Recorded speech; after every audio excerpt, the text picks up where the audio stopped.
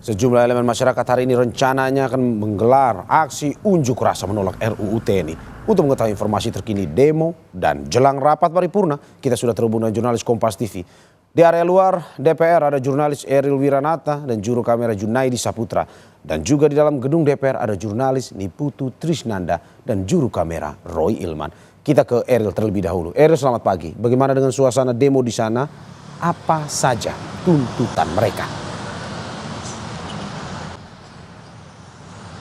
Pagi Mario, memang hingga saat ini di depan gedung DPR masih terpantau sepi, yang dimana baik dari gabungan koalisi masyarakat ataupun mahasiswa masih belum mendatangi di gedung DPR, yang dimana rencananya pada pukul 10 pagi nanti dari koalisi masyarakat ataupun mahasiswa akan datang untuk melakukan aksi yang dimana mereka memiliki tuntutan, yaitu ingin menarik militer dari jabatan sipil, kemudian juga ingin menolak revisi undang-undang TNI. Dan selain itu mungkin bisa ditampilkan oleh juru kamera Junaidi bagaimana situasi saat ini di depan gedung DPR, yang dimana memang jalur di depan gedung DPR hingga saat ini masih belum ditutup dan kendaraan masih berlalu lalang. Dan selain itu juga memang dari pihak polisi sudah bersiaga di setiap sudut depan gedung DPR, namun memang hingga saat ini masih belum dapat terlihat baik dari mahasiswa ataupun dari koalisi masyarakat yang akan melakukan aksi.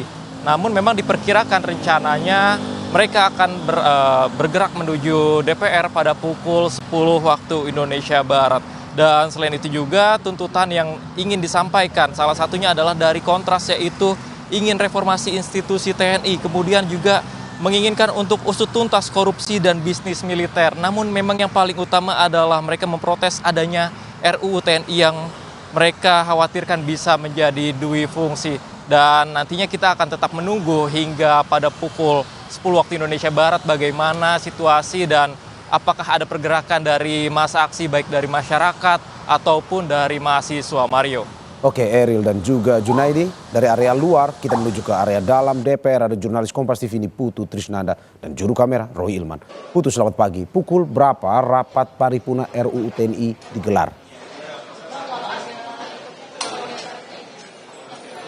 Ya, selamat pagi Mario dan juga saudara. Hari ini rencananya DPR akan menggelar rapat paripurna di mana seharusnya akan dimulai pada pukul 9.30 waktu Indonesia bagian Barat. Tapi kalau kita lihat ini sudah memasuki pukul 9, nampak masih ada sejumlah tamu-tamu begitu yang diundang. Kemudian juga anggota DPR sendiri masih berlalu lalang untuk kemudian masuk ke ruang paripurna. Sehingga kalau kita lihat sebetulnya rapat paripurna ini nampaknya molor begitu. Tapi kalau dari jadwal, ada 3 agenda utama yang nanti akan dilakukan dalam rapat paripurna kali ini. Misalnya saja yang pertama ada pembahasan mengenai revisi atau mendengarkan keterangan fraksi terkait dengan revisi Undang-Undang TNI. Kemudian ada juga soal perlindungan pekerja migran, dan yang terakhir adalah terkait dengan revisi Undang-Undang 10 provinsi begitu. Jadi nanti ada 3 agenda yang akan digelar ataupun juga akan dibicarakan dalam rapat paripurna kali ini. Tapi yang menjadi sorotan tentu saja terkait dengan pengesahan RUU TNI yang menuai polemik, bahkan juga berujung pada aksi demonstrasi di beberapa titik, bukan hanya di Jakarta saja tapi juga dari daerah-daerah yang lain. Tadi kita lihat pada pagi hari, Mario dan juga saudara, ini sebetulnya sudah ada beberapa pihak dari unsur TNI yang nampak hadir di gedung DPR RI, yakni ada Panglima TNI Jenderal Agus Subianto, kemudian juga ada Kasal atau Kepala Staf Angkatan Laut. Tadi juga kami lihat ada beberapa staf TNI yang juga sudah dari berbagai matra begitu ya, yang juga sudah tiba untuk kemudian mengikuti rapat paripurna. Memang tadi tidak ada hal spesifik yang disampaikan oleh Panglima dan katanya akan menunggu bagaimana hasil dari rapat paripurna. Dari revisi Undang-Undang TNI sendiri, Mario dan juga saudara, ada beberapa pasal yang menuai polemik karena dianggap akan menekan supremasi sipil dan juga bisa saja memunculkan dui fungsi militer begitu. Walaupun sudah berkali-kali disampaikan oleh Menteri Pertahanan bahwa tidak ada niat untuk membangkitkan lagi dui fungsi ABRI ataupun juga TNI dalam hal ini, tapi masyarakat, khususnya masyarakat sipil ini masih meragukan dampak dari revisi Undang-Undang TNI tersebut. Misalnya saja pada kalau kita lihat secara keseluruhan ini ada 3 poin sebetulnya yang dipermasalahkan. Pertama adalah terkait dengan perpanjangan usia dinas, kemudian terkait dengan perluasan kewenangan dari TNI, dan yang ketiga adalah terkait dengan penambahan tugas dari TNI di luar perang begitu. Nah, itu tercantum dalam beberapa pasal, misalnya saja soal kewenangan atau penempatan TNI, prajurit TNI di ranah sipil. Ini diatur dalam pasal 47 di mana di dalamnya tertulis bahwa prajurit aktif TNI ini bisa menduduki beberapa posisi-posisi sipil, yakni yang berada di bawah naungan Kementerian Politik dan Keamanan, kemudian Kementerian Pertahanan, ada juga di bawah Sekretariat Negara, di mana ini akan mengurusi urusan-urusan presiden begitu. Kemudian ada Sesmilpres atau Sekretariat Militer Presiden, ada juga di bidang intelijen, ada di BSSN Sandi Negara, kemudian ada di pencarian dan pertolongan, ada juga terkait dengan narkotika.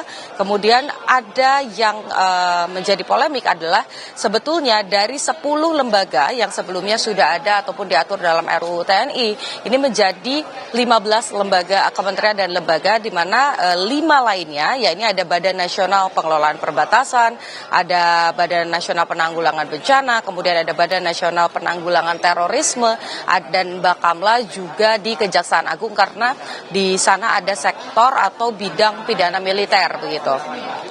Kemudian juga di dalam pasal 47 ini diatur bahwa selain 15 bidang tadi, maka prajurit TNI ini harus mundur ataupun juga mengajukan pensiun dini supaya bisa masuk begitu ya ke ranah-ranah sipil. Dan dalam peraturan tersebut juga nantinya akan dituliskan atau di ayat 3 khususnya terkait dengan bagaimana kemudian prajurit TNI yang berada di posisi-posisi 15 yang tadi, maka harus tunduk pada peraturan kementerian dan lembaga.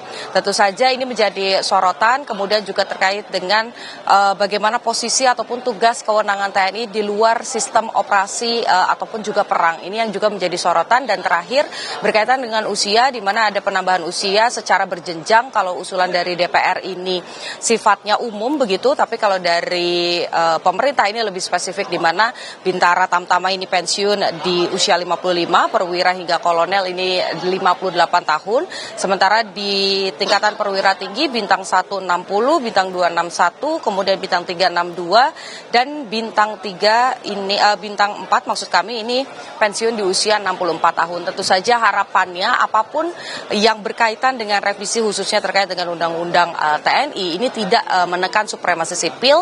Kemudian juga ada beberapa hal ataupun poin-poin berkaitan dengan bagaimana kemudian TNI kembali aktif di bidang politik ataupun juga kementerian lembaga. Ini harapannya tidak terjadi karena aksi demonstrasi masih terus terjadi begitu. Begitupun juga tadi yang disampaikan oleh Eril, satu hal yang pasti, kalaupun memang harus direvisi, tujuannya adalah untuk pertahanan dan juga sesuai dengan tupoksi dari TNI sendiri. Mario, kembali ke Anda di studio. Terima kasih nih Putu Trisnanda dan juga juru kamera Roy Ilman, dan sebelumnya di area luar DPR ada Eri Wiranata dan juga Junaidi Saputra. Terima kasih teman-teman.